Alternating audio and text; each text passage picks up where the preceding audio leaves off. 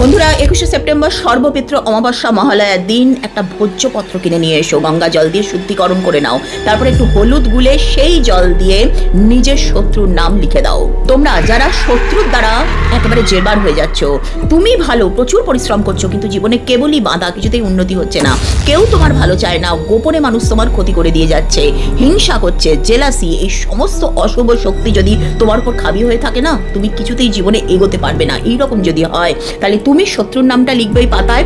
যদি তোমার শত্রুর নাম জানা না থাকে তাহলে শত্রু কথাটা লিখে দাও। এইবার যে মন্ত্রটা বলছি, ওম হ্রিং ক্লিং শ্রিং বরাহদন্তায় ভৈরবায় নমো, এই মন্ত্রটা 11 বার বলে 3 বার ফু দিয়ে ভোজ্যপত্রটাকে একটা হলুদ সুতো দিয়ে বেঁধে অমাবস্যার পরে রাত্রি 9টার পরে এটাকে তোমাদের ছাদে বা উঠোনে গিয়ে রেখে দিয়ে এসো। পরের দিন এটাকে নিয়ে গিয়ে বাড়ির সামনে যদি কোনো অশ্বত্থ গাছ থাকে সেখানে দিয়ে দেবে, যদি অশ্বত্থ গাছ না থাকে তাহলে প্রবাহমান কোনো জলে দিয়ে দাও। কিছুদিনের মধ্যেই তুমি পজিটিভ রেজাল্ট দেখতে পাবে যে লোকে তোমাকে পছন্দ করতে শুরু করে দিয়েছে, অশুভ শক্তি যেটা ছিল, একটা বাধা ছিল, সেই অবস্টাকেলটা সরে যাবে। তোমার রাশিটা আমাকে মেনশন করো, এই টোটকাটার সাথে একটা গাছের শিকড় আমি বলে দেবো রাশি অনুযায়ী, সেটাকেও মহালয়ার দিন তোমরা অবশ্যই ধারণ করো। মা দুর্গা যেন আশীর্বাদ তোমার জীবনে সবসময় থাকে। জয় মা দুর্গা কমেন্টে অবশ্যই লিখো।